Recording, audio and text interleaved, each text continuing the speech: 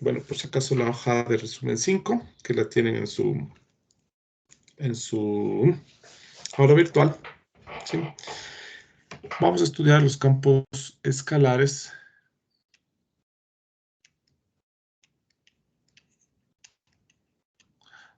Entonces, vamos a ver el cálculo diferencial de campos escalares, es decir, vamos a hablar sobre el límite, la continuidad, la derivabilidad y cosas por el estilo, ¿no? Entonces, miren, recordando un poquito los campos escalares, son funciones del tipo Rn en R. Normalmente queremos nosotros darles a las funciones una representación gráfica. No siempre hay como, a diferencia de lo que hacíamos en cálculo en una variable, donde había como graficar todas las funciones. Acá no pasa lo mismo, ¿no es cierto? Acá hay funciones que tienen representación gráfica, otras que no.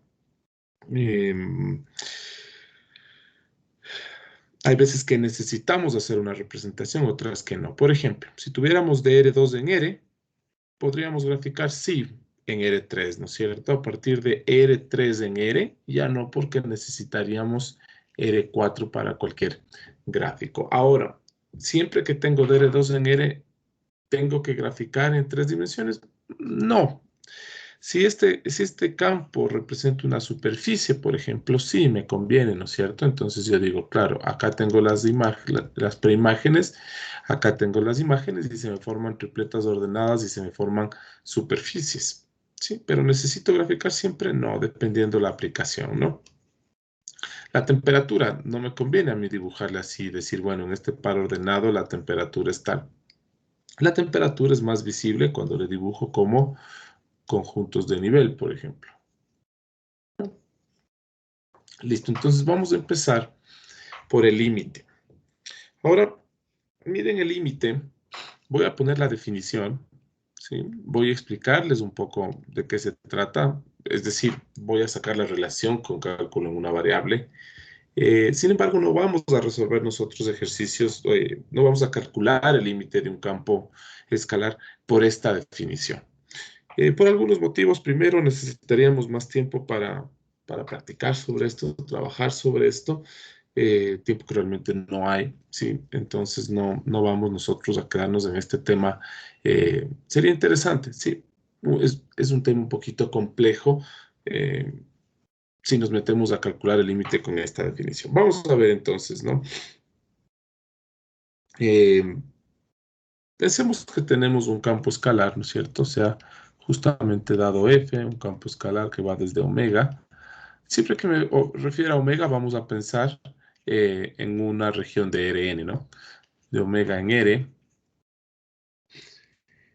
con A elemento de omega,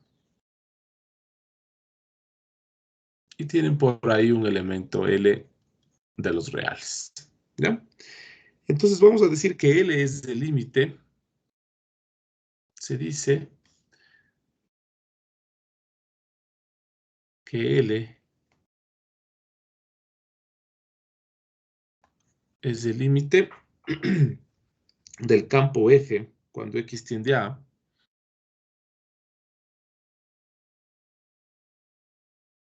Cuando X tiende a A. ¿Cuánto? Miren, si para todo epsilon, exactamente lo mismo que nosotros vimos. Si para todo epsilon mayor que 0, existe delta mayor que 0,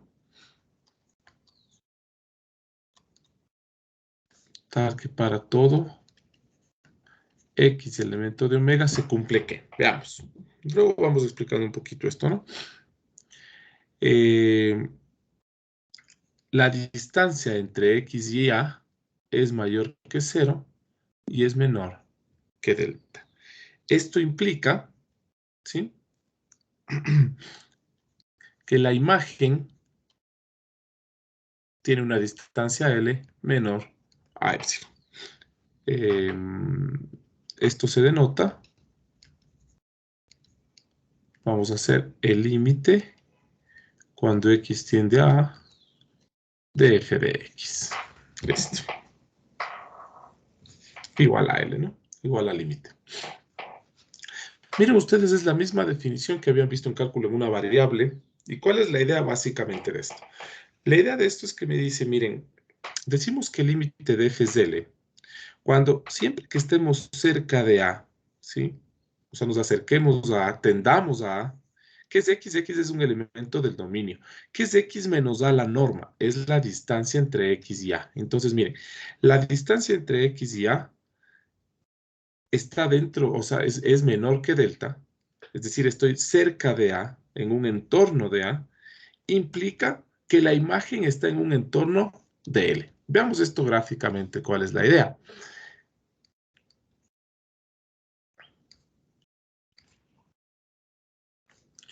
Pensemos que tenemos el gráfico así de un campo y tenemos por aquí el punto A. ¿Ya? Listo. ¿Qué me dice esto? Miren. Existe un delta mayor que cero tal que siempre que esté en un entorno de A, es decir, la distancia al punto A no supere a delta. ¿Qué quiere decir eso? Que estamos...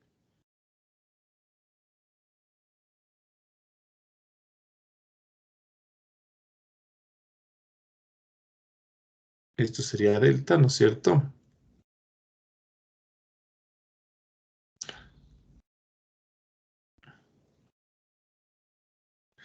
Ya, esta distancia sería delta. Esto que tienen adentro es el punto A. Entonces, miren, ahí tengo varios puntos que están cerca de A, es decir, cuya distancia A no supera delta. Entonces, ¿qué nos dice esta definición? Miren, mientras la preimagen esté a una distancia de A que no supere a delta, la imagen está también cerca de L. Entonces, vamos a ver acá las imágenes, ¿no es cierto?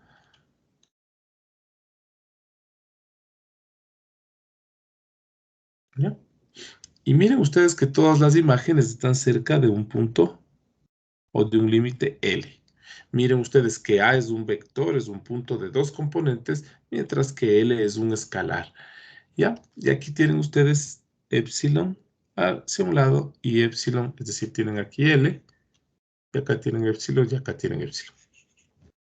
Entonces eso nos dice el límite. Miren, vamos a decir que el límite es L, ¿sí? Cuando estemos cerca de A, cuando esto suceda, ¿no es cierto? Cuando estando cerca de A, la imagen siempre caiga cerca de L. Eso nos dice esto. El límite es L cuando estando cerca de A, pues el límite cuando X tiende a A es L. Sí, estando cerca de A, la imagen está cerca de L. Justo lo que pasa aquí, mire. Siempre que estemos cerca de A, la imagen está cerca de L. Un ejemplo en el que no sucede eso, por ejemplo, pensemos en un campo cuyo gráfico sea una especie de, como de volcán, no sé. Hacemos en un campo así, más o menos. ¿Ya? Y yo me voy a ubicar aquí en el punto A, que sea este, ¿sí? El punto A. Y digo, veamos qué pasa cuando estamos cerca de A. Entonces me voy a ubicar en todos los puntos que están en un entorno de A, es decir, cerca de A. Y aquí voy a decir, esto es delta. Y yo veo las imágenes de esto. Y digo, miren, estas imágenes caen por aquí, pero estas caen por acá arriba. Y si me acerco, caen por acá arriba. Es decir, las imágenes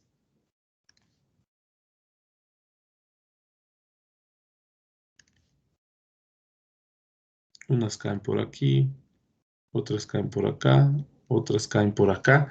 Y miren, estando cerca de A, no logro que mis imágenes estén cerca de ningún valor. Más bien mis imágenes cada vez se alejan más. Miren, una imagen cae por aquí, otra imagen caerá por acá, y así sucesivamente tengo una imagen aquí, otra imagen acá, y tengo diferentes imágenes que que no se acercan a ningún punto. A diferencia de acá, siempre que mis preimágenes estén cerca de A, las imágenes caen cerca de L.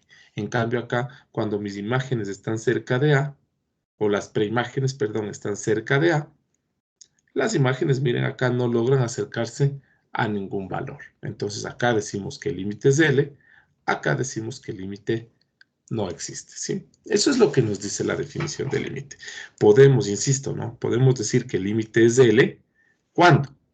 Estando cerca de A todas las imágenes caen cerca de L. Acá no, acá estando cerca de A, las imágenes no caen cerca de ningún punto específico. ¿Alguna pregunta, chicos? ¿Ya? Entonces, miren, se podría trabajar este tipo de límites de la forma en que ustedes trabajaron límites en cálculo en una variable, es decir, encontrar este épsilon, bueno, plantearse un delta súper pequeño y a dar un épsilon, ¿sí? Ir trabajando esta idea. Sin embargo, nosotros no lo vamos a hacer, es un tema que se complica, es un tema que tiene tiempo, entonces simplemente mantengamos esta idea. Lo que sí podemos hacer es, bueno, habrá veces que sí podamos calcular el límite. Adelantándome un poco a lo que viene. Si yo les digo a ustedes, por ejemplo, el límite, cuando xy tiende a 1, 2, qué sé yo, de 3xy menos y, miren que esto es igual. Esta es una función polinómica, esta es una función continua. Más adelante vamos a plasmar esto en una definición. Sin embargo, ahora les comento una idea que ustedes ya tienen. Si ustedes tienen que el campo es continuo, el límite va directo, ¿no es cierto? El límite se evalúa y va directo. Entonces, por ejemplo, aquí, 3 por 1 por 2, 6. Menos 2, 4. Este límite es 4, ¿sí? Entonces, miren aquí, tengo una función polinómica. Entonces, puedo decir que sabemos que las funciones polinómicas son continuas. Entonces, evalúo directamente en esta función el 1 y el 2 y obtengo el 4. Entonces, por ejemplo, ahí tienen ustedes, ¿sí? Un límite de un campo escalar sin usar la definición. Insisto, sería interesante, ¿no es cierto?, usar, de hecho, por ahí debería ir el cálculo de límites. Sin embargo, no lo vamos a hacer, sino cuando sea así, sencillo. Por ejemplo, si nosotros tenemos el límite, cuando xy tiende a 0, 0, se me ocurre del seno de x más y sobre x más y. Miren ustedes que este es básicamente el seno de un valor que tiende a 0 sobre otro valor, o sea, sobre el mismo argumento que tiende a 0. Este límite es 1. ¿Sí? Entonces, miren, ahí también fácil de calcular. Si ustedes tienen el límite, por ejemplo, este es interesante. Cuando xy tiende a 0, 0, de este límite vamos a estudiarle más adelante también, del seno de 1 sobre y. Miren, aquí vamos en cambio nosotros a aplicar el teorema del sándwich. Cuando y tiende a 0, díganme ustedes, o sea, díganme cuál es este límite. Este límite es de cálculo en una variable, ¿no? Solo quiero que pensemos en esto. ¿Ya? Tómense unos 2 segunditos, 3 segunditos, pensemos en este límite. Si y tiende a 0, 1 sobre y tiende al infinito. Díganme ustedes cuánto vale el seno en el infinito.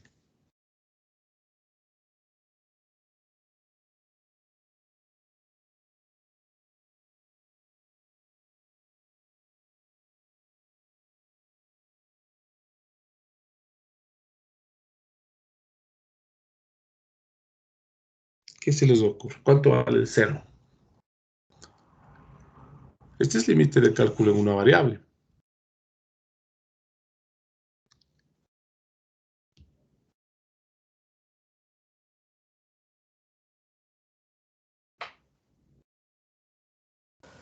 Buenos días, profe. Creo que no se sabe porque el seno es periódico. Ya, entonces, correcto, ¿no es cierto? En el infinito, si ustedes le ven al seno, el seno siempre va a estar así. Y en el infinito el seno va a seguir así, va a seguir así. Y en el infinito el seno va a seguir así. Es decir, no logra, no tiende a ningún valor. ¿Sí? Pero lo que sí sabemos es que el seno varía entre menos 1 y 1. Es decir, siempre. No importa el seno evaluado en qué, siempre va a estar entre menos 1 y 1. Entonces aquí voy yo a aplicar el teorema del sándwich, miren. Voy a multiplicarle a este seno de 1 sobre y. Le voy a multiplicar por 0, que es esta x de aquí, ¿no es cierto? Y me queda 0 por seno de 1 sobre y. Y resulta que este valor es 0 y 0. Entonces, quiere decir que este valor tiende a 0 por la izquierda y por la derecha. Entonces, ¿no es cierto? Nosotros decir, este valor es mayor o igual que 0 y es menor o igual que 0. Entonces, aplicamos aquí el teorema del sándwich y decimos, este límite es igual a 0. ¿Ya? Entonces, sin importar cuánto valga el seno, es decir, entre menos 1 y 1, cualquier valor entre menos 1 y 1 por 0 nos va a dar 0. Entonces, miren, aquí he calculado otro límite sin usar la definición. Entonces, miren, habrá veces que necesitemos calcular límites y lo hagamos así de forma directa, ¿sí? Y ya iremos viendo. Sin embargo, ya les digo, por el tema por la definición, no vamos a hacer el cálculo. Ojo con lo siguiente. Miren ustedes en R2 o en R, en funciones escalares,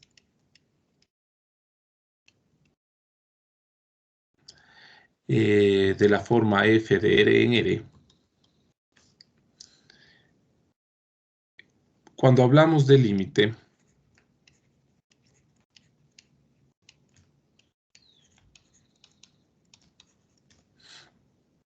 el límite cuando x tiende a de f de x,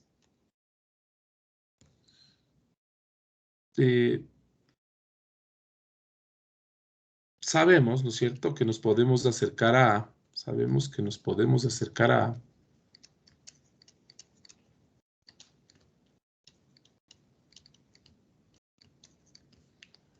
por dos caminos.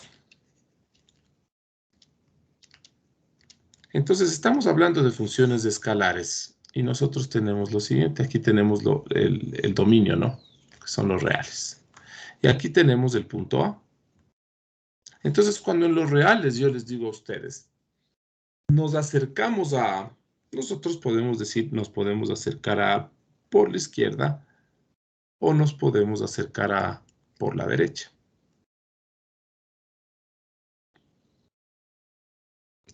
Y aquí nacen los límites laterales, ¿no es cierto?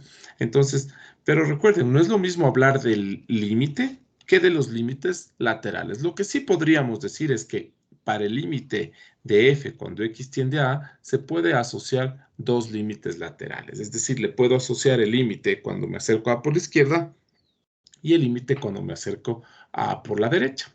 ¿Sí? De la misma manera acá, en campos escalares, que van en cambio de Rn en R,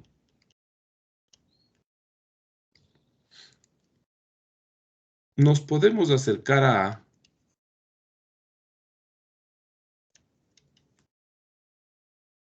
por infinitos caminos.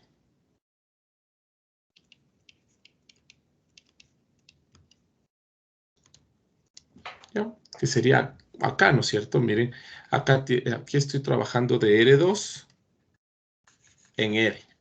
Y aquí tengo el punto 2, el punto A en R2. Entonces vamos a dibujar R2.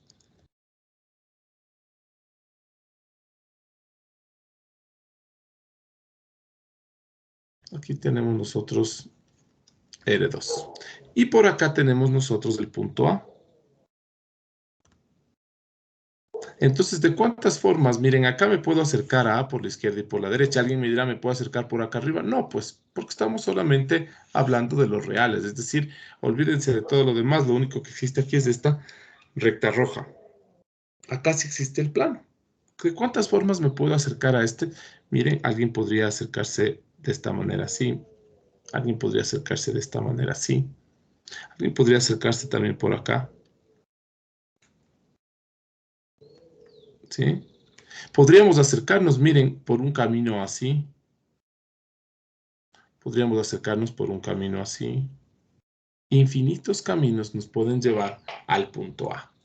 Una de las cosas, uno de los caminos típicos que se suele coger es el siguiente. Digo, bueno, estoy en un punto cualquiera del dominio y me quiero acercar a... Entonces, primero, me voy a mover en paralelo a X, es decir, voy a variar X y me voy a acercar de esta manera a A. Es decir, del punto donde esté, voy a tratar de alinearme con A moviéndome por X. Y una vez que lo logre, ahora sí, varío a y con Y me acerco al punto A. Este es un camino bastante especial, ¿sí? Este es el camino, yo diría que de alguna forma es intuitivo este camino. Es decir, primero me acerco por X, o sea, en sentido X, y después me acerco en sentido Y. Que podríamos hacer lo mismo, ¿no es cierto? Miren, yo podría estar en este punto y primero acercarme eh, en Y, es decir, en este sentido. Una vez que ya me haya alineado con el punto, ahora sí me acerco en X. ¿Ya? Entonces hay infinitos caminos que nos llevan al punto A, ¿sí?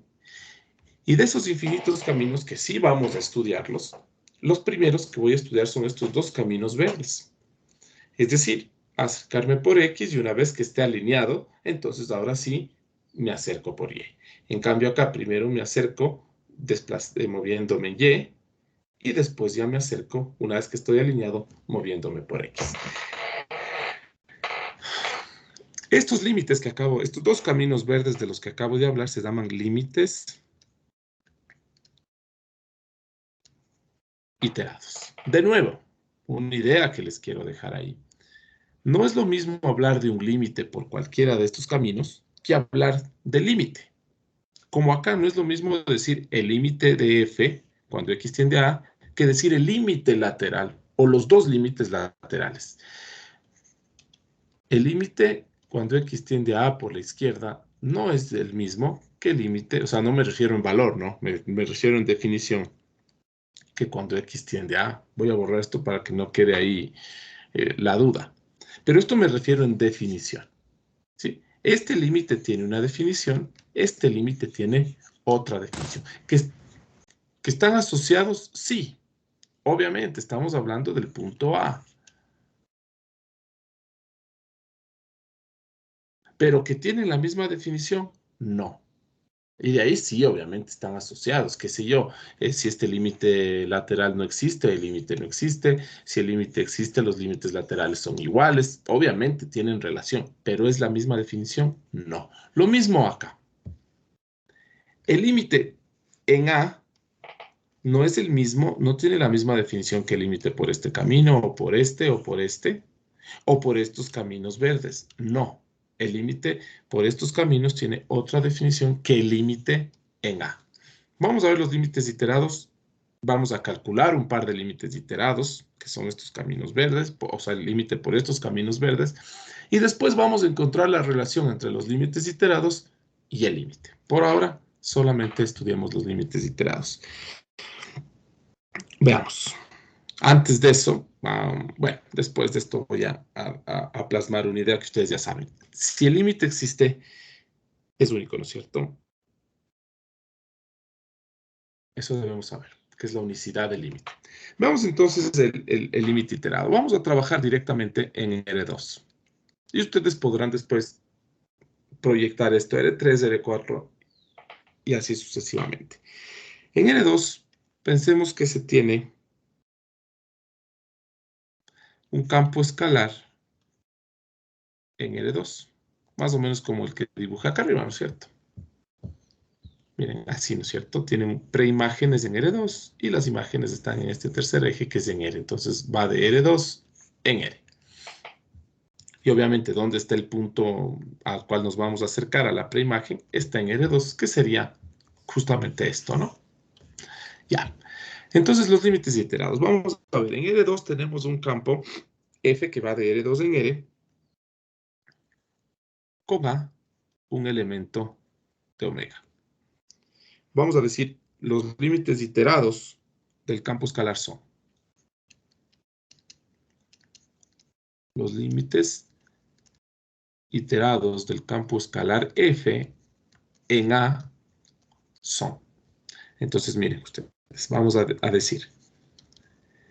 Primero me voy a acercar a, entendamos que A aquí, entendamos que A, como está A pertenece a omega y como omega está en R2, vamos a decir que A tiene dos componentes. Entonces A tiene componente 1 y componente 2. Como acá, ¿no? Si ustedes cogen esto, aquí estaría la componente A1 y por acá estaría la componente A2. ¿Sí? Como un par ordenado XY. ¿Ya? O sea, de hecho A es un par ordenado. Listo, entonces vamos a ver. Como les decía, primero, ¿qué hacemos? Primero, miren, en este camino verde, el de la derecha, primero me acerco por Y, es decir, hago que Y tienda a 2. ¿Sí? F de X. ¿Ya? Y una vez que me he acercado por Y, entonces ahora sí me acerco por X. Esta es la nomenclatura, ¿sí? Es decir, entender que el límite iterado está formado por un límite que varía en una sola dimensión y luego un límite que varía en una sola dimensión. Miren ustedes que aquí, ¿qué pasa? Aquí mantengo Y constante, es decir, solo cambia X. Claro, aquí me estoy moviendo solo en X. Y una vez que me muevo solo en X, ahora sí, solo en Y. Entonces, esto representan estos límites de aquí, es decir, solo voy a variar una de las dos dimensiones. Ahora, ¿cómo se resuelve esto? Súper fácil. Primero, vamos a resolver el límite cuando Y tiende a 2.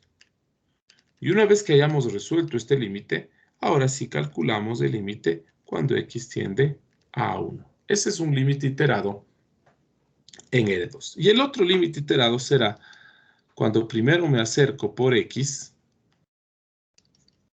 y luego me acerco por Y. Y esto es igual, ¿no es cierto? ¿Cómo voy a calcular? Voy a calcular el límite cuando Y tiende a 2. ¿De quién? Del límite cuando cuando X tiende a 1. ¿Ya? Y esos son los dos límites iterados en A2. Ustedes ya podrán ir pensando en los límites iterados en A3. En A3, ¿no es cierto? Ustedes podrán acercarse al límite cuando Y tiende a 0, Y tiende a 2, el límite cuando X tiende a 1, el límite de Z. Si no les gusta, entonces el límite de X, el límite de Y, el límite de Z. Y así sucesivamente ustedes podrán ir, así como yo aquí he puesto X y Y en diferente orden y X, ustedes podrán ordenar X y Z en el orden que se les ocurra. ¿Ya? Entonces, pero claro, para dos variables, es decir, para X y para Y, el único orden que puedo tener es XY o YX. Dos límites iterados. Miren ustedes que la definición no es la misma que el límite en A. O sea, no el límite cuando X tiende a de F, tiene una definición. De hecho, ¿cómo definimos esto? Con epsilon y delta. Este de acá tiene otra definición. De hecho, el límite iterado, como se lo presenta aquí, se lo calcula como dos límites unidimensionales, es decir, en este límite, cuando varía Y, a X le voy a tomar como una constante. Y ahora sí, al resultado de este límite, le voy a sacar el límite en X, también que es una sola variable. Hagamos ejemplos de esto.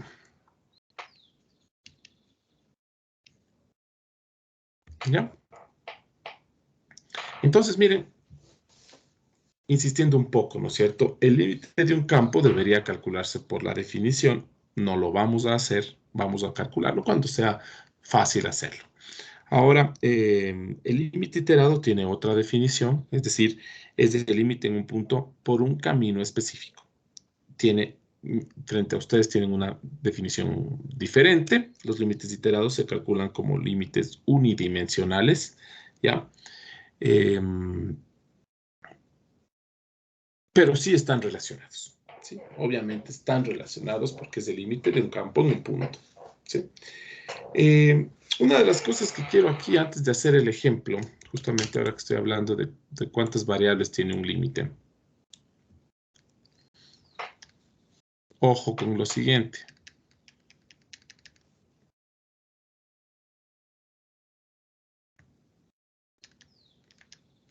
En límites, o para límites, pongamos, para límites,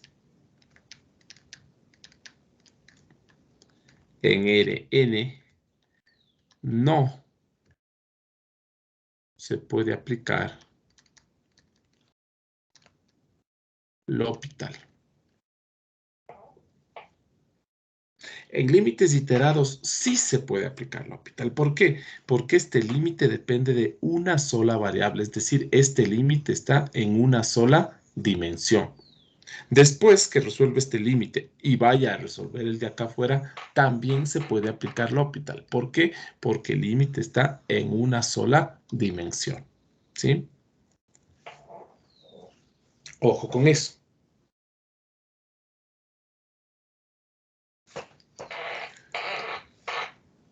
Porque si a ustedes les pido que calculen el límite cuando xy tiende a 0, 0, de xy sobre, qué sé yo, x más y. Este límite tiene la forma de 0 sobre 0, ¿no es cierto? Miren, 0 sobre 0. Y alguien dirá, sí, a mí me dijeron que si 0 sobre 0 aplica el L'Hopital. Entonces la pregunta es, bueno, en L'Hopital ustedes saben, ¿no es cierto? Derivan el numerador, derivan el denominador y vuelven a hacer el cálculo del límite. Aquí la pregunta es, si tengo dos variables, ¿con respecto a cuál derivan? ¿Derivan con respecto a x? ¿Derivan con respecto a y? No, ni siquiera podemos pensarlo porque no hay forma. Entonces, ojo con cuando aplican L'Hopital. L'Hopital se aplica cuando en el límite acá tienen una sola variable, es decir, en R. Cuando están en Rn no se puede aplicar L'Hopital. ¿Ya? Hagamos ahora sí un ejemplo. Pensemos en un campo que está definido de R2 en R. ¿Sí? Entonces, sea el campo F que va definido desde R2 hasta R, donde las variables son X y Y. Y esta es una función que viene, o un campo que viene definido por partes. La primera parte es X por el seno de XY sobre Y.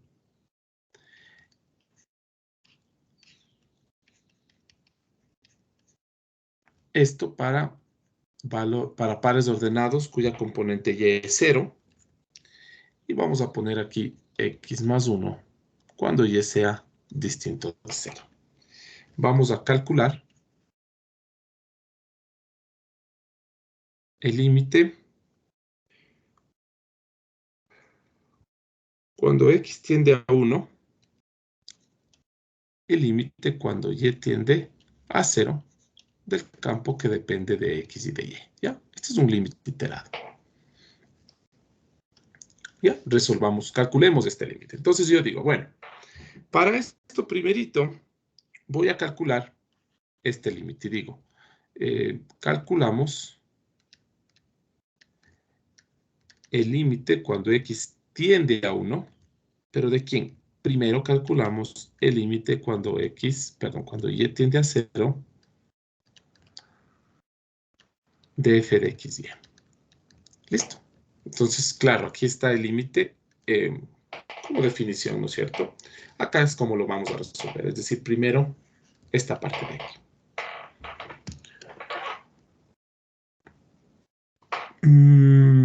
Bueno, veamos.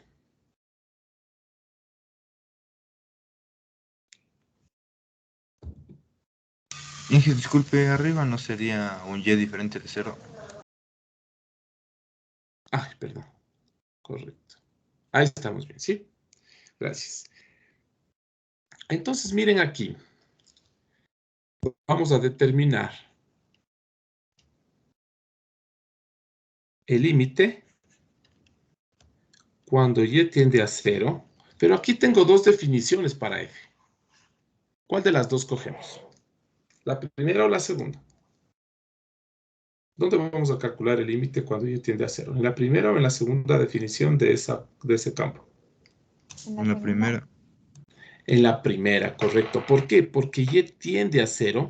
Y no es cero. Y tiende a cero, pero y no es cero. Entonces, y no es cero está aquí, mire.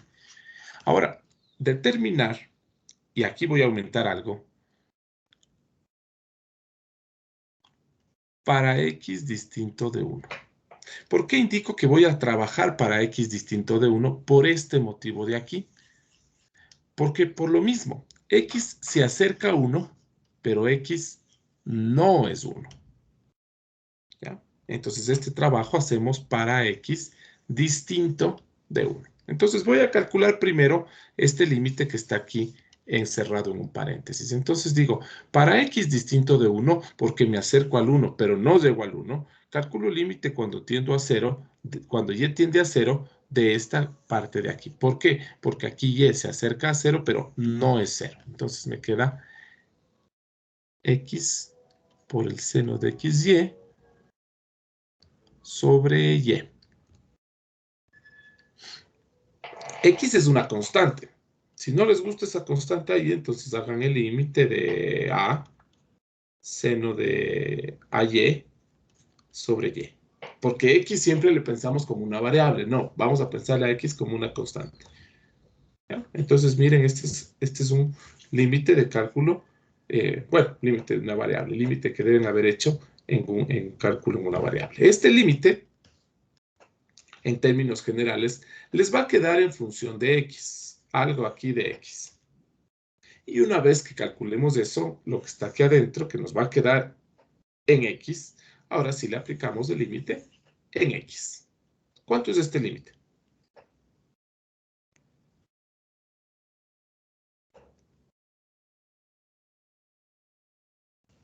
X cuadrado. X al cuadrado. Entonces aquí, miren ustedes, esto puede ser ¿no es cierto? Le pueden resolver como un límite notable. Entonces dicen, seno de un argumento que tiende a 0 dividido para el mismo argumento que tiende a 0. Pero no podemos dividirle para x así nomás. Tengo que también multiplicarle por x. Entonces le aumento un x abajo, un x arriba. Y no nos olvidemos que x es una constante. Es decir, ustedes tienen el seno de 2a o de 2y sobre 2y, por ejemplo. Cuando y tiende a 0. Esto es 1. Y x cuadrado, que es una constante, nos queda justamente igual a x al cuadrado. Listo. Ahora que ya hemos calculado lo que está aquí adentro, voy a calcular el límite cuando x tiende a 1 de x al cuadrado, y esto es igual a 1. Entonces, miren ustedes, tienen que el límite iterado cuando x tiende a 1 y cuando y tiende a 0 de este campo ha sido igual a 1. Y ahí tienen ustedes el cálculo del límite iterado.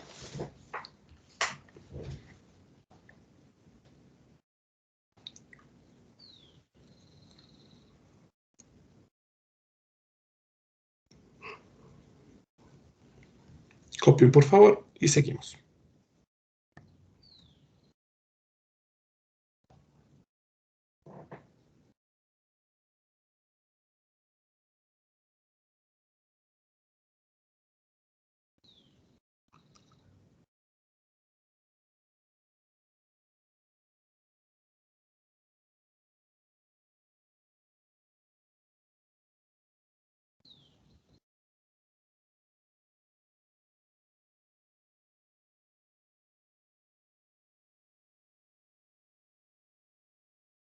Ya, sigamos entonces. Ya si ustedes podrían hacer también el límite de aquí, ¿no es cierto? Cuando x tiende a 1, es decir, el otro límite iterado, podrían calcular, hagámosle así rapidito y dirían, ¿no es cierto? Para el límite, cuando y tiende a 0, el límite cuando x tiende a 1, de f de xy. Entonces yo diría, ¿no es cierto?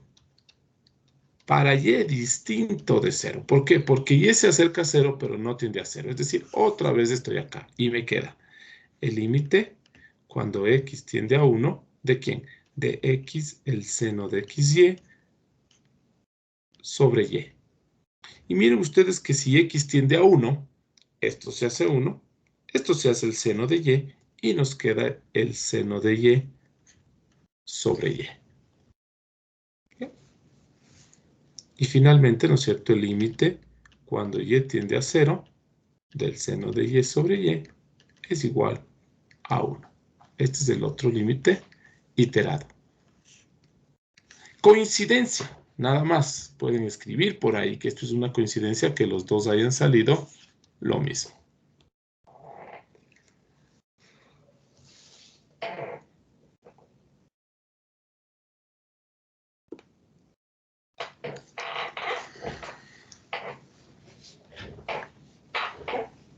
Sí. ¿Alguna pregunta, chicos? Ahora sí. Insisto, y esto quiero que nos metamos en la cabeza, chicos, que así suene un poco cansón, como algunas cosas, pero una cosa es el límite de un campo y otra cosa son los límites iterados de un campo, ¿sí? Inclusive ustedes van, revisan la definición del uno, revisan la definición del otro y son dos definiciones diferentes. Acá miren que yo apliqué de alguna manera. ¿Ustedes cómo resolvían el límite de seno de x sobre x cuando x tiende a 0? Decían, bueno, si tiende a 0, 0, entonces voy a sacar la derivada del seno de x, que es coseno de x, la derivada de x, que es 1, y evaluado esto en 0, coseno de 0 es 1, sobre 1, 1. Entonces aquí estábamos aplicando L'Hopital. Quiere decir que al yo hacer aquí el límite seno de xy sobre xy, apliqué L'Hopital. ¿Por qué sí pude aplicar aquí L'Hopital? Porque miren ustedes, es una sola variable. Mientras ustedes trabajen con una sola variable, pueden aplicar L'Hopital sin ningún problema. Listo. Ahora sí. Les voy a dar una proposición, que es el propósito del día. ¿Sí? Esta parte es súper importante. De cómo vamos a relacionar ahora sí los límites iterados con el límite del campo. Más allá de poder nosotros calcular límites iterados y sacar cierto valor o decir que existe o no existe, no importa. El objetivo de calcular los límites iterados es justamente determinar que el límite no existe. ¿Por qué? Porque miren ustedes, yo empecé la clase dándoles a ustedes la definición de límite, pero al mismo tiempo diciéndoles, miren, trabajar con esta definición de límite, trabajar con este epsilon delta, cuando estoy trabajando en esta parte con vectores, se suele volver un poquito complicado. Es decir, no vamos a poder hacer el cálculo de límites por esta definición. Entonces les decía, bueno, si el límite está fácil, como pensar que es continuo, o como pensar que puedo hacerlo directo aquí con un cambio, ¿no es cierto? O si puedo aplicar el teorema del sándwich. Entonces, los límites iterados nos van a servir para determinar que un límite no existe. Es decir, ya que no podemos siempre calcular un límite, porque no siempre un límite se va a presentar así fácil, ya que no podemos calcular siempre un límite, lo que vamos a hacer es, al menos tratemos de demostrar que el límite no existe. ¿Sí? Entonces aquí tenemos dos caminos en esta clase, ¿no es cierto? Cuando nos encontremos con límites, el un camino es resolverle si está fácil, y el otro camino es tratar de demostrar que ese límite no existe. Veamos cómo nos van a ayudar los límites iterados para demostrar que un límite no existe. Y nos van a ayudar con esta proposición. Esta proposición es la que nos suele causar problemas, nos suele causar confusión todo el tiempo, ¿sí? Pero es porque nos olvidamos, chicos, de leer, ¿sí? O sea, nos centramos demasiado en la resolución de ejercicios, en la parte práctica, y nos olvidamos que la parte práctica nace justamente de los fundamentos teóricos, ¿sí? Si no tuviéramos fundamentos teóricos, por más que sumemos y restemos bien, no podríamos hacer nada. Entonces, vamos primero revisando este tipo de conceptos, ¿no? Déjenme ver una cosa más. Entonces, veamos. Vamos a decir, igual, ¿no es cierto? Voy a trabajar con límites iterados en R2.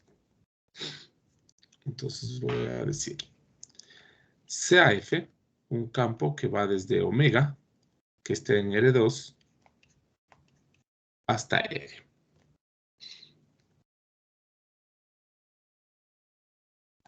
Con A, elemento de omega. ¿Sí? Vamos a decir, si existen los siguientes límites, si existen los límites, miren, el límite cuando XY tiende a AB del campo F, el límite iterado cuando X tiende a A y Y tiende a B de F de XY, y resulta que también existe el límite cuando X tiende a A del límite cuando Y tiende a B de F de XY, es decir, si existen estos tres límites, entonces son iguales. Es decir, si los tres límites existen, concluimos que son iguales. Miren ustedes que esta es una proposición del tipo. Si el límite del campo existe y los límites iterados existen, implica que todos estos son iguales. ¿Sí? Entonces aquí podríamos verle a P como el límite del campo, a Q como los límites iterados, y, o sea, existe, no, perdón, existe, pongamos. P quiere decir que existe el límite. Q quiere decir que existen los iterados. Y S, o sea, lo que implica, si estos dos son verdad, es decir, que existe el límite y existen los iterados, esto implica que son iguales. ¿Ya? Entonces les explico cómo vamos a proceder con los límites iterados. Con los límites iterados vamos a hacer lo siguiente. Vamos nosotros a calcular los límites iterados y en base al cálculo de los límites iterados queremos concluir algo sobre el límite del campo. ¿Ya? Ese algo para mí es básicamente concluir que no existe. ¿Sí? Entonces vamos a ver cómo calculando los límites iterados podemos determinar que este límite no existe. Como les había dicho, si no vamos a calcular este límite, tratemos de demostrar, tratemos de verificar que no existe. ¿Ya? Entonces aquí yo puedo sacar algunas conclusiones sobre estas ideas. Y les pregunto a ustedes, ¿qué concluirían? Pensemos que, o sea, todas las conclusiones que nosotros queremos sacar es sobre este límite de aquí. O sea, en esta proposición queremos sacar alguna conclusión sobre P. Y podemos usar esta regla. Entonces, los límites, sí, los límites iterados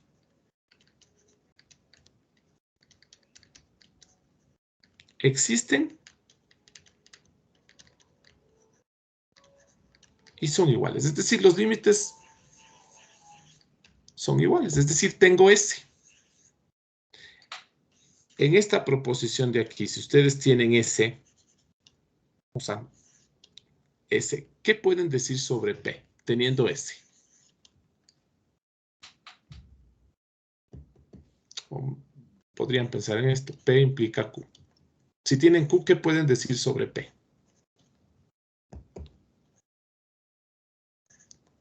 Es decir, si P es verdad, yo puedo decir que Q es verdad. Ahora, si Q es verdad, ¿qué pueden decir sobre P? Esto contesta.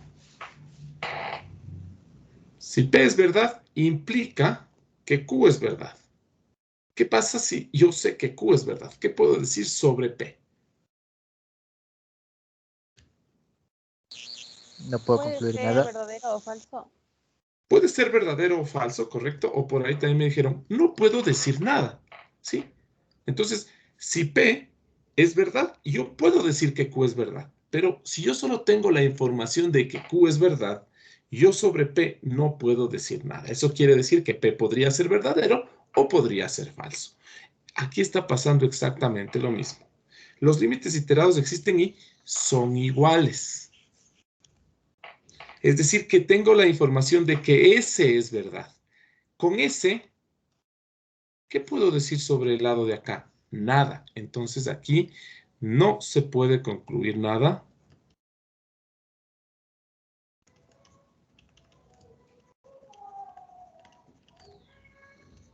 sobre el límite del campo. ¿Ya? Ahora, veamos.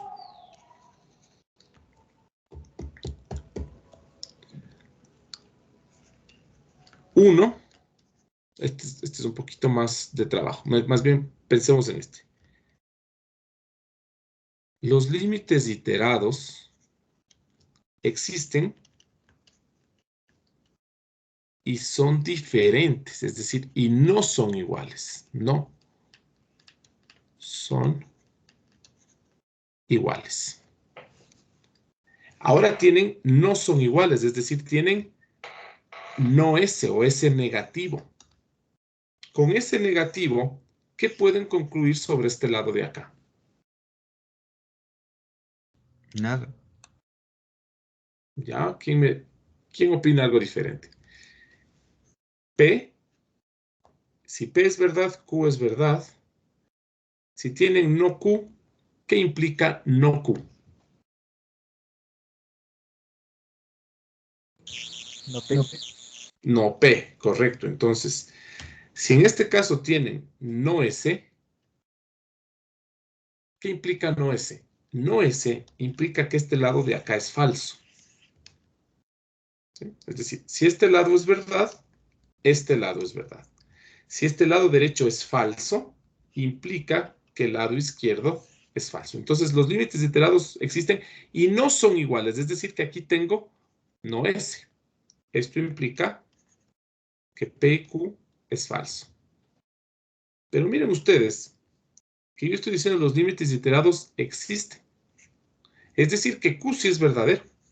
Porque sí existen, miren. Los límites iterados existen y no son iguales. Entonces, para que me falle este lado de acá, para que sea negativo P o Q, perdón, P y Q, uno de los dos tiene que ser falso. Si Q es verdadero, entonces P es falso. Entonces no existe el límite. ¿Sí? Entonces, esa idea, ¿no es cierto? Acá, como S era verdad, no podía decir nada sobre el lado izquierdo. Aquí, como S es falso, puedo decir que el lado izquierdo es falso. Entonces quiere decir que P es falso. Obviamente con esta condición, ¿no? Que los iterados sí existen. Entonces P es falso. Es decir,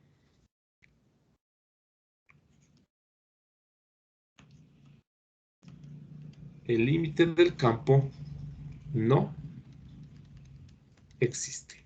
Esta es la parte más importante de esta proposición. Determinar que los iterados son diferentes o no son iguales para poder determinar yo que el límite del campo no existe. Entonces, como no voy a calcular el límite del campo, al menos trataré de, a través de los límites iterados, determinar justamente que el límite del campo no existe. Entonces, miren, esta de acá arriba no me sirve mucho. Porque, ¿qué me dice esto? Si los iterados son iguales, yo no sé si el límite del campo existe. Entonces, miren acá arriba, pasó justamente eso. El un iterado salió 1, el otro iterado salió 1. Y mi pregunta es, ¿cuál será el límite cuando x y tienda a 1, 0 de este campo F? No se sabe. No se puede concluir. ¿Ya? ¿Por qué? Porque estamos en este caso, miren. Los límites iterados existen y son iguales. Entonces, sobre el límite del campo, no puedo decir nada. Es decir, que puede ser que exista, Puede ser que no. Entonces, no me ayudó mucho, ¿sí? El cálculo de los iterados. Es decir, sigo en las mismas. Sigo sin saber nada sobre este límite. ¿Ya? Ahora aquí viene una parte que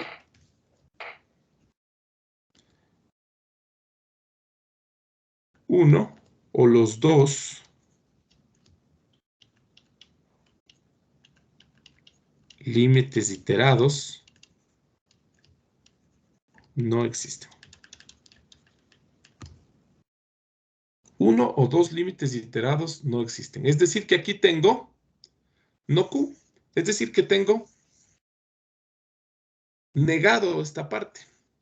De nuevo, si P implica Q, ¿qué hacen ustedes con no P?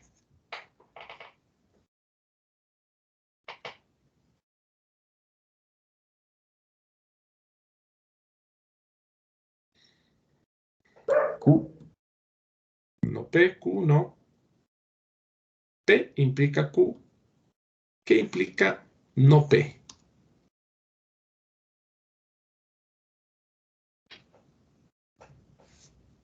No, Q. No, no implica no Q. Implica Q. No, no P no implica nada. P implica Q. Q negativo o Q, no Q, implica no P. Nada más, esto es lo único que podemos hacer. No podemos decir que Q implica P y tampoco podemos decir que no P implica no Q. No, solamente va en este sentido. Entonces, el rato que los límites iterados no existen, es decir, básicamente, ¿qué me dice la proposición? Si estos existen, son iguales. Si ya no existen, ya no puedo hacer nada, pues. Es como que yo les diga, si el triángulo es rectángulo, el cuadrado de la hipotenusa es la suma de los cuadrados de los catetos. Entonces, si el triángulo es rectángulo, puedo aplicar el teorema de Pitágoras. Pero si el triángulo no es rectángulo, ya no puedo hacer nada. Entonces, lo mismo acá. Esta proposición funciona cuando estos límites existen. Si ya no existen, ya no puedo hacer nada. Es decir, ya no puedo aplicar la proposición. Entonces, de nuevo, si uno o dos límites iterados no existen, otra vez no se puede concluir nada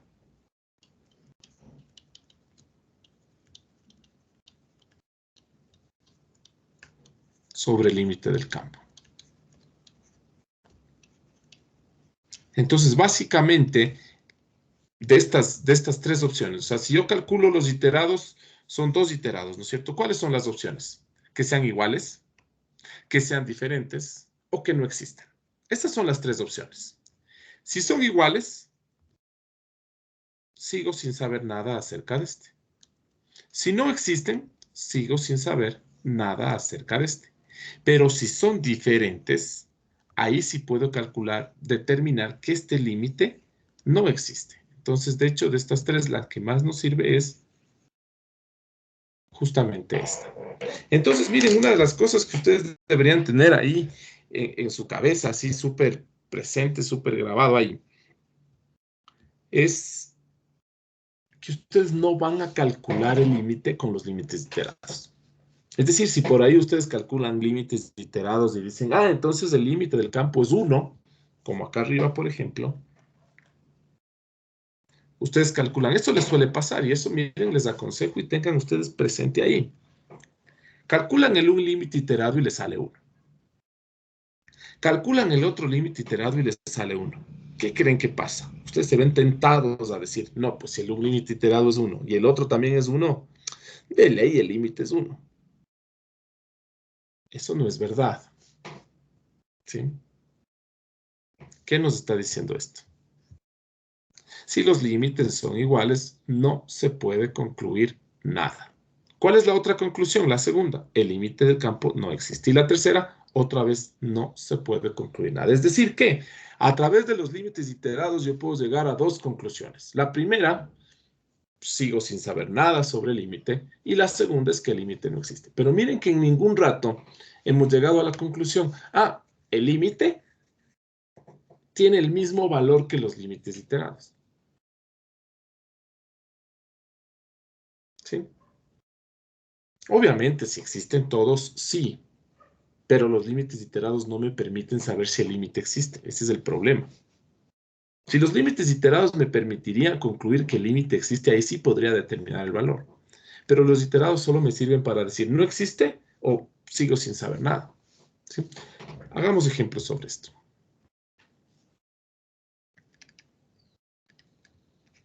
El primer ejemplo ya estaría, ¿no es cierto? Que sería con f, que va de R2 en R, y de XY en X, seno de XY sobre Y, y X más 1 para Y distinto de 0 y Y igual a 0. Aquí un límite iterado, cuando X tiende a 1, y el límite cuando Y tiende a 0 del campo f de XY es igual a 1, y el otro iterado, el límite cuando Y tiende a 0 del límite cuando X tiende a 1 del campo es igual a 1. Aquí sigo yo sin decir no se puede concluir nada sobre el límite del campo cuando XY tiende a 1, 0.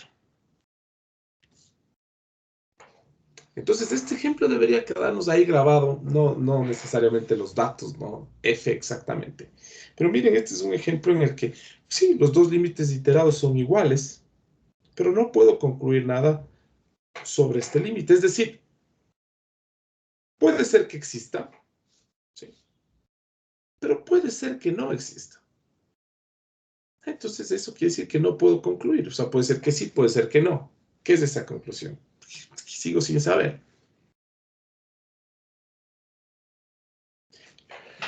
Lo único que sí puedo decir es, en caso de que exista,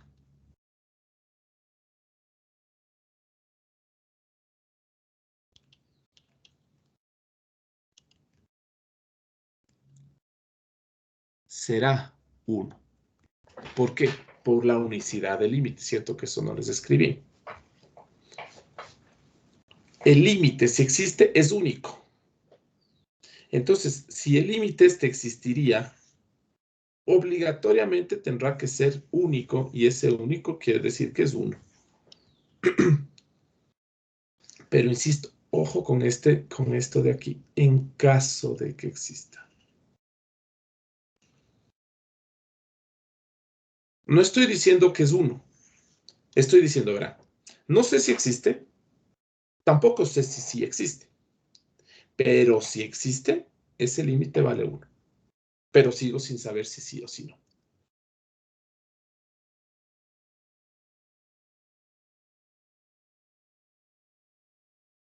Ya, pues como cuando ustedes tienen clase a las 7. Y digamos que el profesor les bloquea la clase y solo pueden entrar a las 7. Ya ustedes les preguntan, ¿vas a la clase? No sé. Puede ser que sí, puede ser que no. Pero si voy a las 7. Pero eso no quiere decir que voy a ir. ¿Sí? En caso de que vaya, voy a ir a las 7, pero tal vez no vaya. Lo mismo acá. Los límites iterados valen 1. Entonces yo no sé si este límite existió, pero si, en caso de que exista, deberá ser 1. ¿Por qué? Por la unicidad del límite. Pero en general, no sé nada sobre este límite. Vamos a otro ejemplo.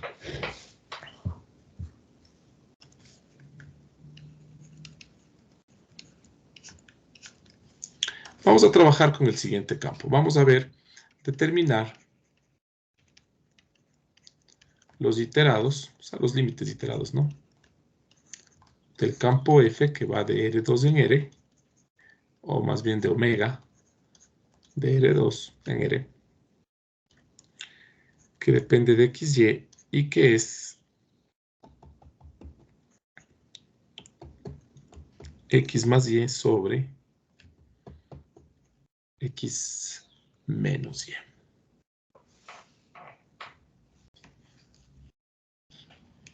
¿Ya? En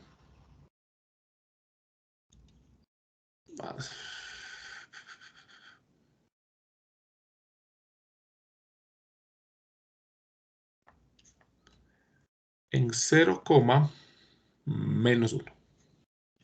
¿Ya? Entonces el primer límite cuando x tiende a 0, del límite cuando y tiende a 0, de x más y más 1 sobre x menos y. Espérense un ratito aquí. Menos 1. Aquí está mal planteado esto. Ya, ahora sí. ¿Ya? Díganme directo el valor, chicos. Este límite está facilísimo. Calculamos primero el de adentro. ¿No es cierto? Ojo, si van a calcular el de adentro, tienen que pensar que esto es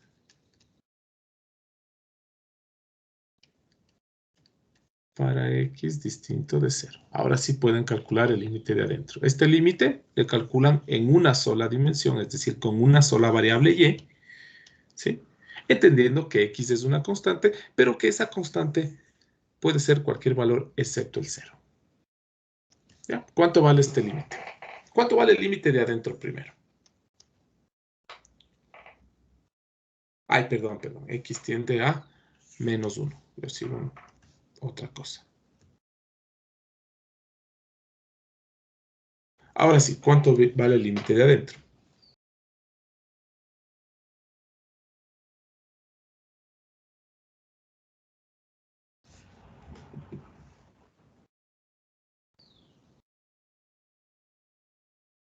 X sobre X. ¿Y cuánto es x sobre x? 1. ¿Ya? Entonces el límite de aquí adentro vale 1.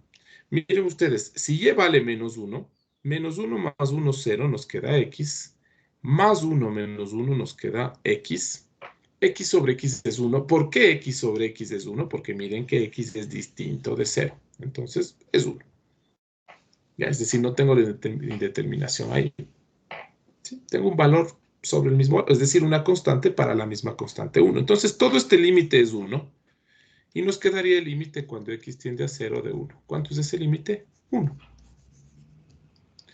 Después vamos a calcular el límite cuando y tiende a menos 1.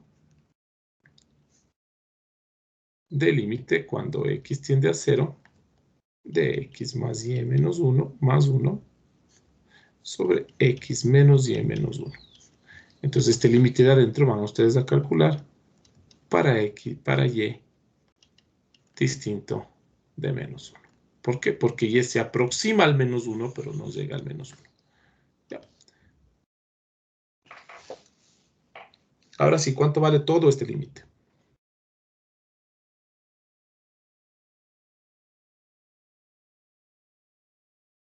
Uno. Uno casi le atinamos, pero no. Menos 1. Menos 1, ¿no es cierto? Porque x vale 0 y nos queda y más 1 sobre menos y menos 1. Eso es menos 1 y el límite de menos 1 es menos 1. Miren aquí, tenemos dos límites que sí existen, pero son diferentes. Entonces aquí sí yo digo, a ver. ¿Cómo aplico aquí la unicidad del límite? Si el límite existe, debería ser único, pues. Entonces, si existe, ¿qué valor va a tomar? ¿1 o menos 1? Podría ser 1 o podría ser menos 1. Quiere decir que el límite no existe, pues, porque por dos caminos diferentes, recuerden que un camino es así y el otro camino es así. Quiere decir que por dos caminos diferentes me sale un límite diferente. Entonces voy a decir, el límite cuando xy tiende a 0, menos 1 del campo f de xy no existe. Porque en caso de existir debería ser único, pues. Si este límite existe es único, pero acá veo que no es único. Entonces, el límite no existe.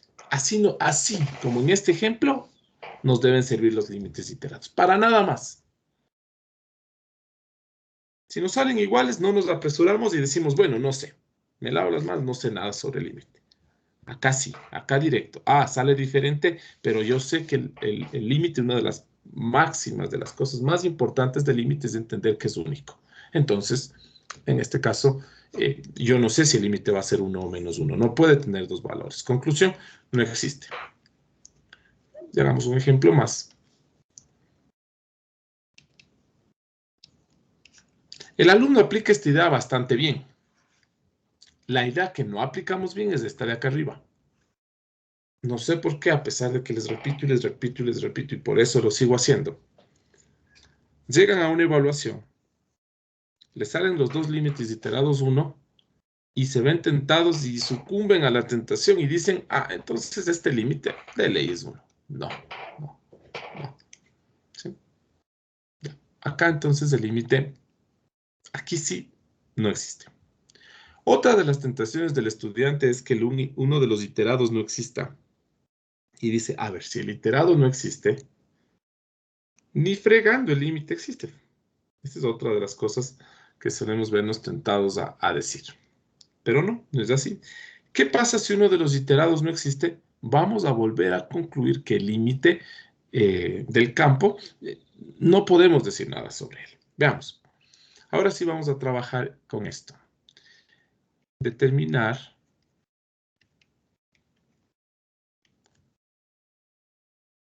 los límites iterados de f de xy, le vamos a poner igual a x seno de 1 sobre y en 0, 0. Entonces yo voy a decir el límite cuando x tiende a 0, y acá adentro voy a calcular el límite cuando y tiende a 0 de x, el seno de 1 sobre y. Igual. Miren ustedes que x es una constante. Inclusive la constante x podría salir del límite. Y me queda solamente el límite cuando y tiende a 0 del seno de 1 sobre y. Y habíamos dicho que este límite no existe, pues. Porque si y tiende a 0, 1 sobre y tiende a infinito. Bueno, y tiende a 0 por la izquierda y la derecha, es decir, que este 1 sobre y podría ser más o menos infinito. Pero el seno en el menos infinito y en el más infinito sigue oscilando y siempre va a estar entre menos 1 y 1. Es decir, este valor no es fijo. A veces será 1, a veces será menos 1, a veces será 0, será un medio. Quiere decir que este límite no existe. Entonces vamos a decir que este límite no existe, porque esta x es una constante que le podría inclusive poner acá afuera. Le puedo sacar del límite, ¿no? Ahora, el límite, cuando y tiende a 0, del límite, cuando x tiende a 0, de x por una constante. Igual. Este es el límite de cuando x tiende a 0. Si no les gusta seno de 1, pónganle a este límite, a este valor seno de 1 sobre y. Y ahora sí determinen el límite cuando x tiende a 0 de a por x, siendo a una constante. Eso es 0. Cualquier constante que sea a multiplicada por x igual a 0 es 0. Listo, entonces aquí este límite vale 0 y el límite de y cuando tiende a 0 de 0 es 0. Miren ustedes que aquí tienen que uno o los dos, ¿no es cierto?, iterados no existe. El alumno suele verse tentado a decir, si este límite no existe, supongo que el límite de este campo no existe. Falso. Entonces vamos a decir, sobre el límite, cuando xy tiende a 0, 0 de x por el seno de 1 sobre y, no se puede concluir nada.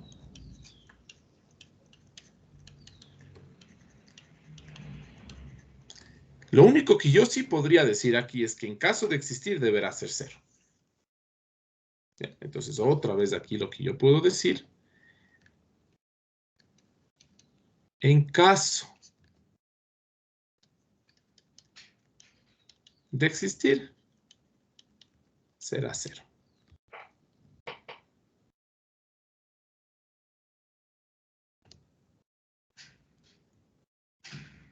Eso sí puedo decir.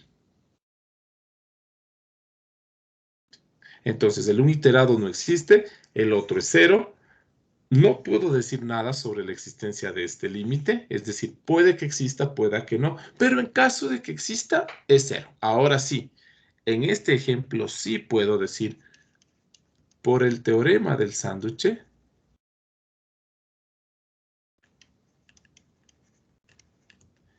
el límite cuando x, y tiende a 0, 0 de x por el seno de 1 sobre y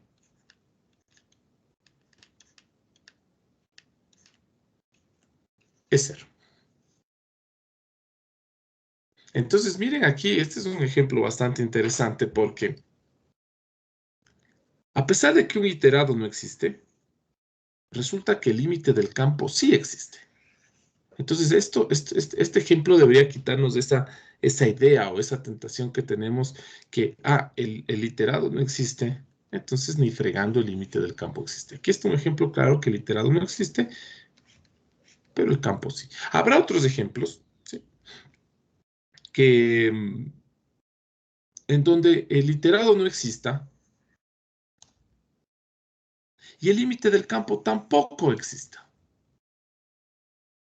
¿Sí? Entonces, aquí miren ustedes, por eso digo, no se puede concluir nada. Es decir, que cuando un iterado no existe, puede ser que el límite del campo exista, puede ser que no.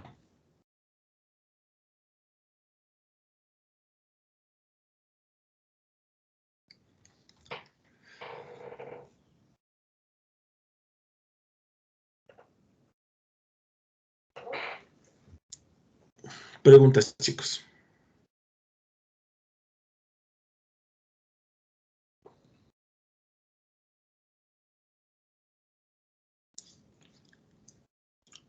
Vamos ahora. Yo les decía a ustedes. Entonces, miren,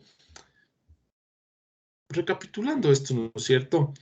Tenemos la definición de límite, no la vamos a usar. Si un límite es fácil de calcular, lo calculamos. Si no, no. Como no siempre podemos calcular un límite, al menos veamos herramientas para verificar que un límite no existe. Entonces, justamente yo veo que me puedo acercar a un punto A por varios caminos y justamente voy a usar esos caminos para tratar de demostrar o verificar que el límite no existe. Los dos primeros caminos que cojo son estos caminos verdes, que nos llevan a los límites iterados, ¿sí? Y en base a los límites iterados, voy a verificar que el límite no existe. ¿En qué caso puedo verificar o determinar que el límite no existe? Cuando los iterados sean diferentes. ¿No? Entonces, miren, pero no solo hay dos caminos, pues. Yo dije, ¿no es cierto?, que a un punto A nos podemos encontrar por este camino, me puedo acercar por este camino, me puedo acercar por este, me puedo acercar por este, me puedo acercar por este camino. De infinitas maneras me puedo acercar a un punto A. Entonces, justamente estos límites por caminos se llaman límites por trayectorias.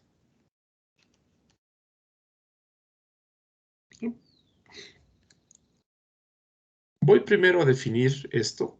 Vamos copiando y luego explico la definición. Es bastante sencillo.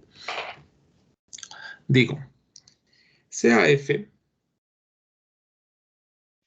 un campo, ¿no es cierto?, que va desde omega hasta R.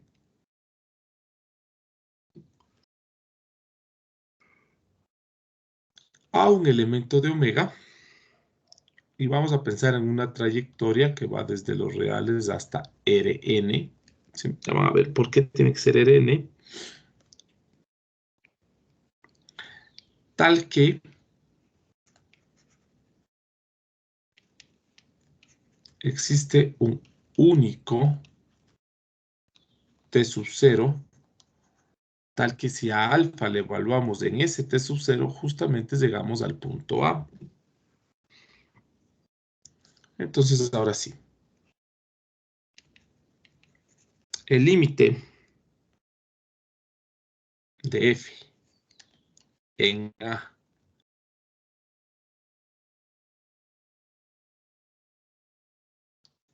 a lo largo de alfa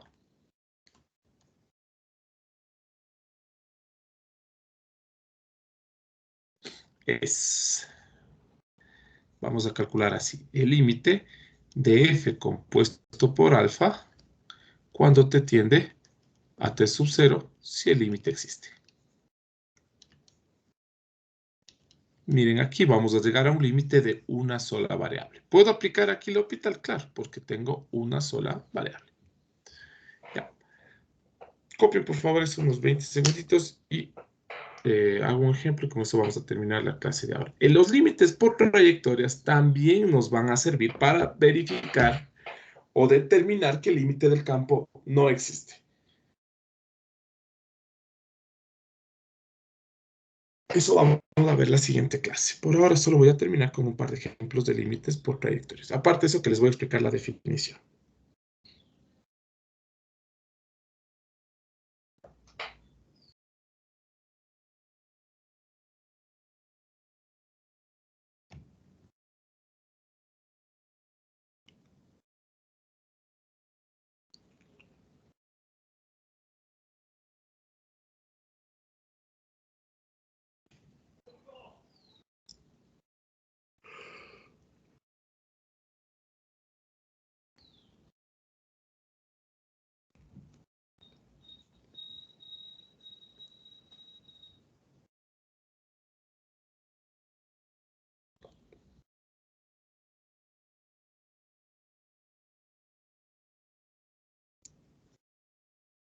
Listo, veamos entonces. Dice,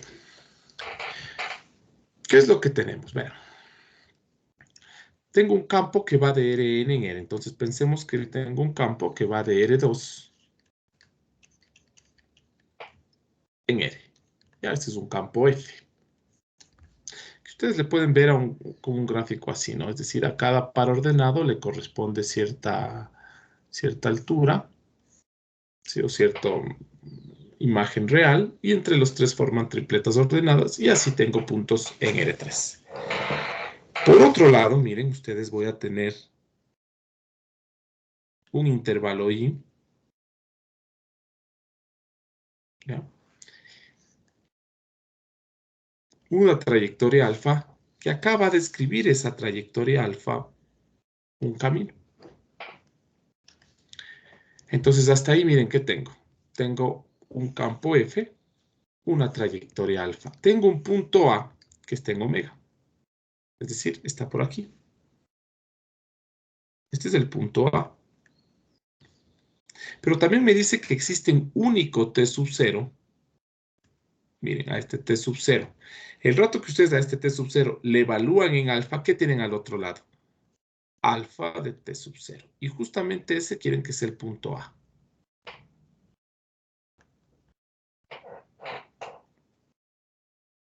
¿Ya? Entonces, miren, aquí tengo este camino por el cual me estoy acercando al punto A. ¿Sí? Entonces, miren, cuando yo tengo acá arriba una imagen, yo sé que la imagen está acá atrás, pero le dibujo acá arriba.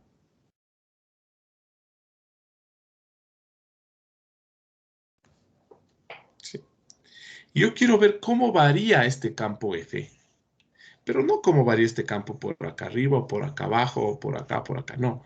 Yo quiero saber cómo varía ese campo justamente a lo largo de este camino. Entonces, por ejemplo, ¿ya? Entonces, si ustedes tienen aquí, miren, el valor T sub 0, que al pasarle por alfa, obviamente, cae acá como alfa de T sub 0, que es el punto A. Y si a este punto yo le evalúo en F, es decir, si yo a A le evalúo en F, ¿qué me queda? Me queda F de A, que es lo mismo que decir F de alfa de T sub 0. Entonces, aquí tengo T, tengo el parámetro T, que al pasar por alfa tengo puntos de la forma alfa de T. Y a estos puntos, que son pares ordenados, al evaluarles en F, tengo F de alfa de T. Entonces, yo no quiero ver la variación del campo por aquí, yo no quiero ver la variación del campo por acá, yo quiero ver la variación del campo aquí. Es por eso que yo digo, ¿cuál es el límite de esta curva roja? De esta. Este es de F de alfa de T. ¿Ya? Es decir, cómo varía el campo, pero no el campo en cualquier lado, sino el campo como la imagen de esta curva. ¿Sí? Como ustedes, por ejemplo, tienen una montaña por ahí y tienen una carretera sobre la montaña y nosotros decimos, bueno, yo quiero saber cuál es la inclinación de esta carretera. Entonces, yo quiero saber cuál es la inclinación de la montaña, pero no acá, pues, o no aquí, o no acá en la cumbre. Yo quiero saber la inclinación de la carretera, de la montaña aquí, en la carretera. Lo mismo acá. Yo quiero ver a dónde se acerca el valor de f de alfa, el valor de f, el límite de f, pero no en cualquier lugar del campo, sino justamente sobre esta curva. ¿Ya? Entonces, el límite de f en la trayectoria alfa. Entonces, miren, el límite de f en la trayectoria alfa. ¿Y quién me lleva al punto A? Justamente el valor de t sub 0. ¿Ya? Así entiendo yo la definición, ¿no es cierto? Así vamos a entender la definición de este límite. Es decir, cómo varía el campo F, sí, pero no por cualquier camino, sino por este camino.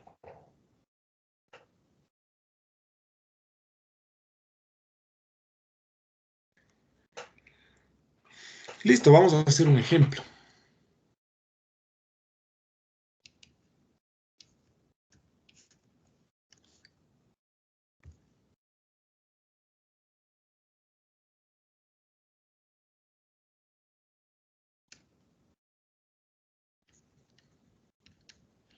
Determinar el límite de F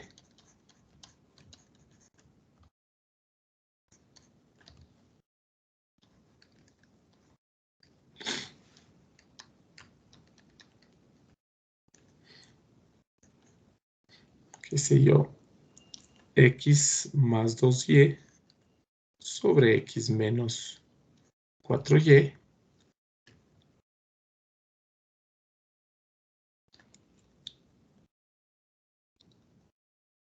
en 0, 0, menos 1, en 1, 0. ¿Ya? Determinar el límite de este campo en 1, 0 a lo largo de alfa, que va desde un intervalo de los reales, hasta R2, que depende de t, y le vamos a poner t, 2t.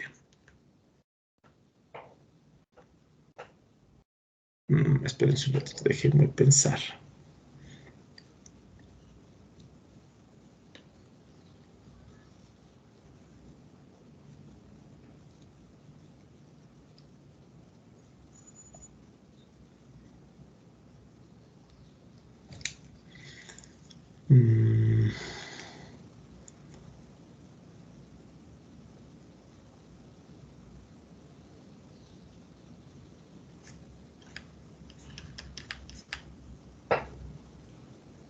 Bien. Sí, resolvamos este ejercicio. Determinar el límite de este campo F en el punto 1, 0 a lo largo de alfa que está definido aquí. Ahora, el teorema me dice algo importantísimo aquí. Existe un único t sub 0, único t sub 0, ¿sí? Tal que la imagen de t sub 0 me lleve al punto A. Entonces, lo primero que yo debería preguntarme en este ejercicio es,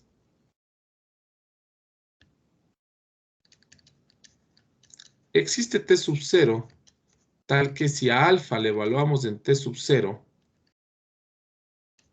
lleguemos al punto A? Este es el punto A, ¿no? Esa debería ser la primera pregunta. ¿Esta trayectoria me lleva o no me lleva al punto en cuestión? En alguna prueba se les tomaba y se les daba por aquel punto A y se les daba por acá la trayectoria. Increíblemente calculaban. Pero la idea es que la curva me debe al punto. Pues si la idea es que me aproximo al punto, ¿no es cierto? Entonces, lo primero que deberé verificar en ese caso, si yo voy a calcular el límite aquí y la trayectoria va por acá, perdón, la curva va por acá abajo, yo diré, no es posible determinar este límite. Esta deberá ser la respuesta. No es posible determinar. ¿Sí? Entonces, la pregunta es, ¿existe un t sub 0 que me debe al punto 1, 0? Claro. Miren ustedes que si t vale 1, y yo evalúo alfa en 1, me va a quedar 1, y acá 1 menos 1, 0. Entonces aquí vamos a decir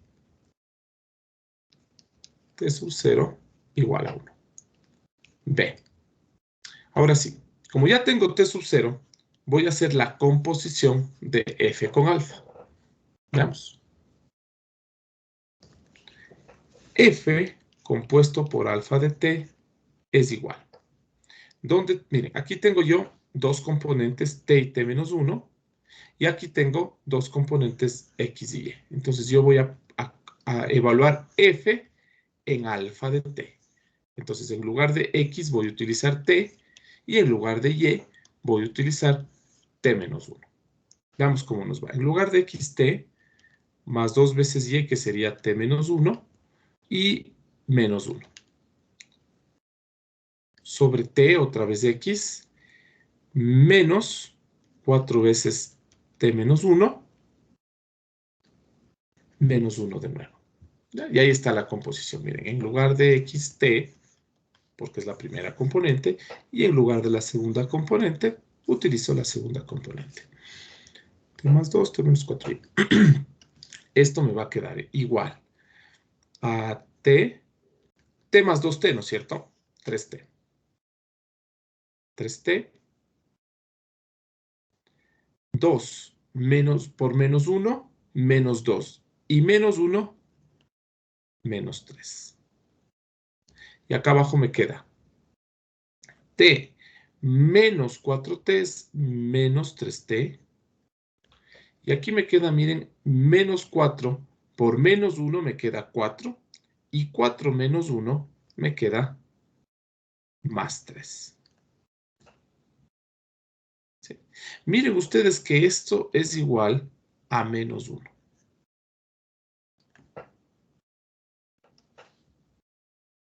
¿Sí? 3t, acá está menos 3t. Y en cambio acá dice menos 3 y acá está más 3. Podrían multiplicar el de abajo por menos y les quedaría 3t menos 3. Y les queda menos 1. Finalmente, el límite, cuando t tiende a 1, de menos 1, es igual a menos 1. Y este es el límite.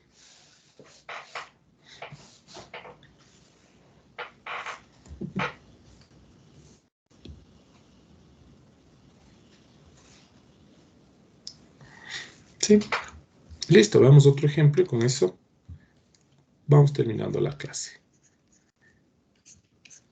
Hagamos algo fácil. Saquemos el límite. No, perdón. Cojamos el campo, voy a escribirlo así solo por la cuestión de tiempo. F de x y, cojamos x cuadrado más x por el seno de y, por ejemplo. ¿Ya? Cojamos el punto A, el punto 3,0. O cojamos 4,0. Y cojamos la trayectoria alfa de t, que sea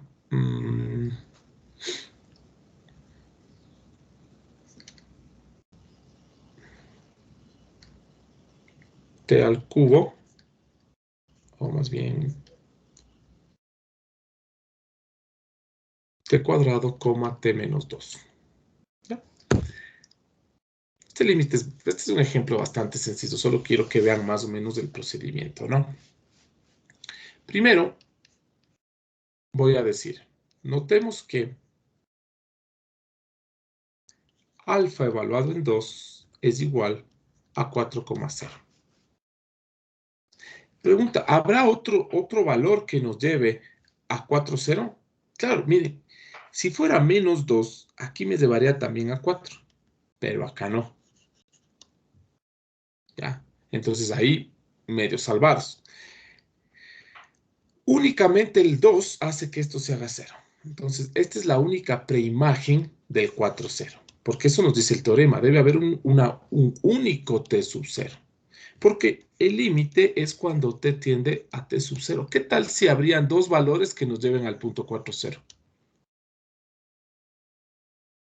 Entonces yo diría, bueno, y ahora, digamos que alfa de 1 sería 4,0 y alfa de 5 también sería 4,0. ¿Este límite calculo en 1 o en 5? Siempre un tremendo problema. Entonces, por eso decimos que debe haber un único t sub 0. Y en la parte B vamos a hacer la composición f compuesto por alfa de t es igual. X al cuadrado, voy a tomar la primera componente que esté cuadrado y decimos t a la cuarta. Más, otra vez en lugar de x, t cuadrado, entonces t cuadrado que multiplique el seno de y, que sería t menos 2. Y nosotros vamos a calcular el límite cuando t tiende a 2 de t cuarta más t cuadrado por el seno de t menos 2. Igual. ¿Ya? Rapidito, ¿cuánto es este límite?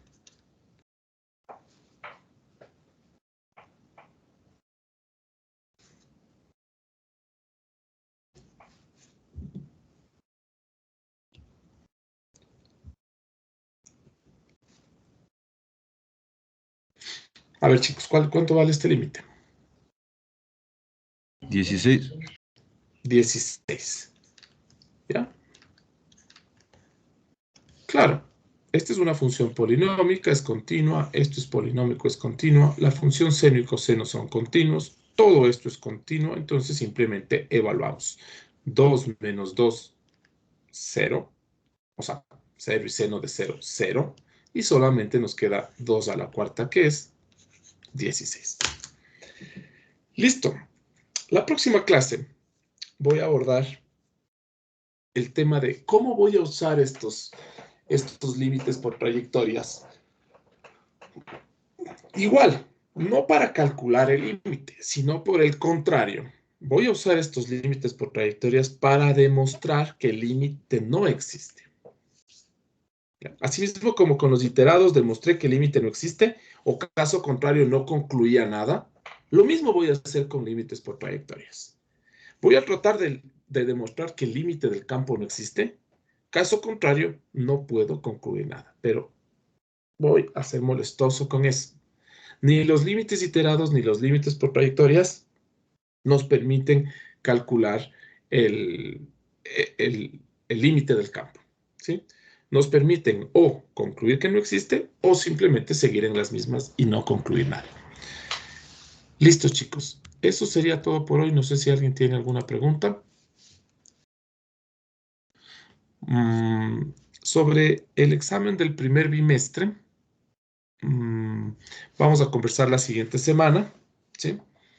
Vamos a hacer el examen ya sea más o menos por el 22 o el 23, que sería en 15 días, y si no, después del fin de semana de ese del 22-23, que sería 24-25, haríamos el examen por el 26 y el 27. Es decir, que el examen va a estar más o menos entre el 22 y el 27 de este mes. La próxima semana fijamos ya una fecha y una hora, pero ya más o menos les anticipo el examen de aquí en 15 días. Listo, chicos. Si no hay alguna pregunta, entonces me despido. Sí. Que tengan una buena semana. Sí, dime. Buenos días, disculpe, lo que salgan todos, ¿podría hablar un ratito con usted, por favor? A ver, ¿cómo? Si es que lo que salgan, puedo hablar un ratito con usted.